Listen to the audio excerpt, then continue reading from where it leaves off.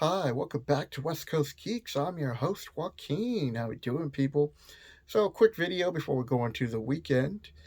It's Advanced Dungeons and Dragons. The year is 1978, and these are the products that came out. So, first we got the home set, and even though this is the basic set and the Advanced Dungeons and Dragons would come out afterwards, um, this is the set that I received for Christmas when I was 10 years old. I was born in 1972, so yeah, I'm old, people.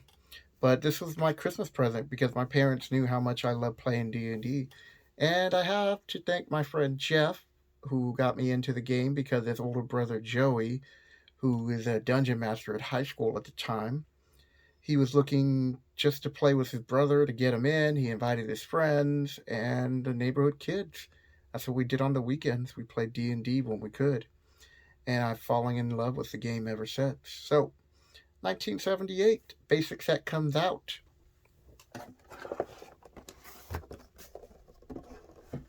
Nope, not the original copy. I want to say this makes my fourth copy. All my copies got beat up. Every few years, my parents would just buy me another box, um, thinking that's what I liked. But I mean, that I needed another box to carry my stuff in, which I carried some adventures that I was playing and everything. So, if I'd still have those boxes in this condition, that'd be nice. I want to say I picked up this box like 10 years ago, and I got lucky. I consider myself very lucky because it is complete. I ended up spending like $80 shipping, tax, everything out the door. So I'm doing my best to keep this in the condition that it's in. It came with a module and the dice. I know some earlier versions came with the chips and your little campaign book to help you with your first Dungeons and Dragons game, people. So it was after this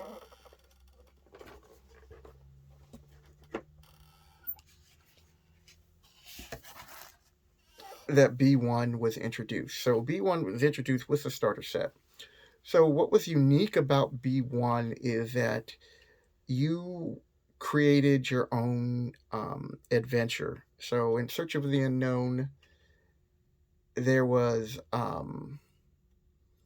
monsters and treasures that were assigned numbers, and you would just go on the map and you would just assign the numbers. So you would look in those rooms, you'd look it up. Oh, and this is the last time they used Roman numerals, to my knowledge. Like, they stopped after that. So you'd look up the room in the Roman numerals, and then you would, in my older versions, I would take my pencil and I would just write down a number and then a number for the treasure. Yeah.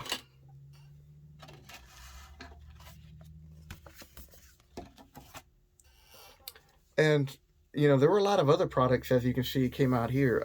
Dungeons. No, let me show you. I'm not going to read them all out. But they came out like gangbusters. Excuse me.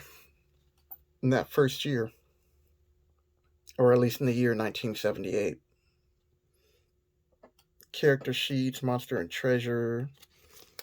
So you did get a lot. A lot of support for that RPG game that would become the best selling and currently still most popular RPG game,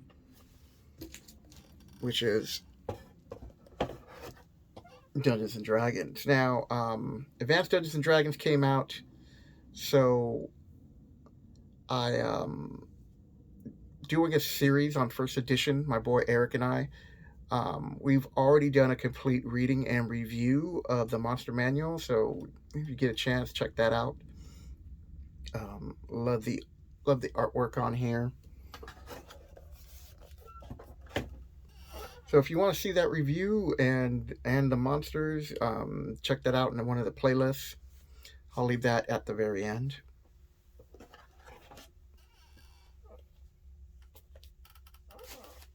So next up, I want to say the Steadying of the Hill Giants, which is the first modules for Advanced Dungeons and Dragons, came out before the Player's Handbook. So if anybody knows that, correct me if I'm wrong or add to it. But the Player's Handbook came out second, and I want to believe this is the only time that that happened in D&D, their franchise, and their history of making RPG games. Usually, the Player's Handbook comes out, and then it's like the Monster Manual and the Dungeon Master's Guide. Can't remember what particular order, but it's usually the Player's Handbook that comes out first, and then in later editions, I think they try to release them all simultaneously to help everybody out. So we're currently doing a reading and review. So my boy Eric is reading, and I'm sharing some of the stories that I remembered while growing up and playing both as a player and a dungeon master. So we're just started this review, so there's a chance for you guys to catch up.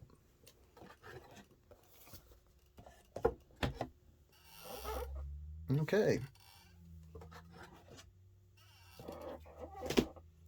So now we get into the adventures. And starting us off is the G1, the first advanced Dungeons and Dragons module, Steadying of the Hill Giant Chief. They're pretty good with, like, they put up on the top the first of three, so if you were to like jump in at the second or even third, you would know that there are like two other adventures, another adventure that you should collect if you want to play the whole series. Also noted, these were tournament modules, so a lot of the rules that you see for these first adventures was just based on these players had a little bit of time to go explore or hit objectives. Oh no, I got it out of order. Ah, I don't have the backside on that. My bad. All right, next up, the Glacier Rift of the Frost Giant Jar G2. This was pretty cool. It's kind of annoying. Trying to make it more center.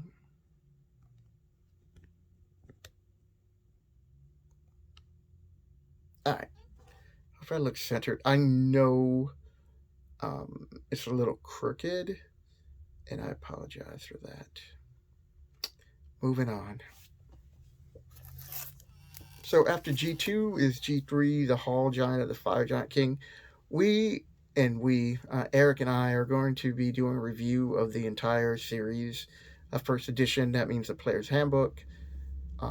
We've already done the Monster Manual, the Dungeon Master's Guide, Deity and D My Gods, the Fiend of Folio, the second Monster Manual,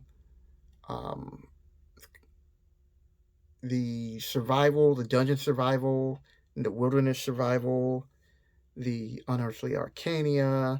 We're going to dive into Greyhawk. So this is going to be an ongoing series on top of any other current events going on with D&D currently. So Hall of the Frost Giant Kings, this is the first appearance of the Drow, and we will be getting into that when we review this module. Stupid gnat. All right. All right, so here we go. Descent into the depths of the earth, D1. What was cool about these adventures were this is the first time that you go into the Underdark, but in D&D First Edition, they refer to it as the Underworld. And so these modules really help give dungeon masters a blueprint of how to create their own underworld. So in order to go after the Drow, you had to go into the underworld. Second one, D2, Shrine of the Kuatoa. A really good example to help DMs build their own little underground cities. And this, the Kuatoa, the first time that, they made their first appearance in the module. Most of the other creatures in the other modules you probably have already seen or encountered in an adventure. But in this adventure, the Kuatoa, this is their first appearance. Right? Right? Could be D1, but I want to say it's here. And last but not least, the Vault of the Drow D3. So in this adventure, you're actually going to a Drow city, and you're on your way now to really fight the main villain, which is going to be Loth, the demon queen of spiders, the patron of the Drow. And so you're going to have to work your way with intrigue and silently, unnoticed as best you can, to approach Loth and deal with her, which won't come out for a few more years. That's actually be Queen of the Spiderweb. So what they're most likely thinking was, with all these adventures out, you'll have plenty of time to play through them, and then they'll get to the Queen of the Spiders. But we're talking about 8 adventures in the first year of 1978, and a box set, and all those accessories. And this would, be the pace for years to come. And last but not least, the Tomb of Horrors S1 special module. Again, all these are tournament modules. So these were all played at, like, Gen Con and stuff like that. Gary Gygax made this in particular just to kill off player characters. If your DM is not giving you a break, it's like really hard to successfully just get out of there alive, let alone kill the Demi Lich. And as a kid, I always loved the artwork. And then on top of that, they gave you a separate booklet for art, which I want to say S3 Expedition into the Barrier Peak was the next time they did that. So I really do enjoy when they give you a booklet to have additional artwork that you can show the players, whether it's locations or monsters. So that's it, people. This is like a preview of the stuff that we're going to be doing the rest of the year and getting to.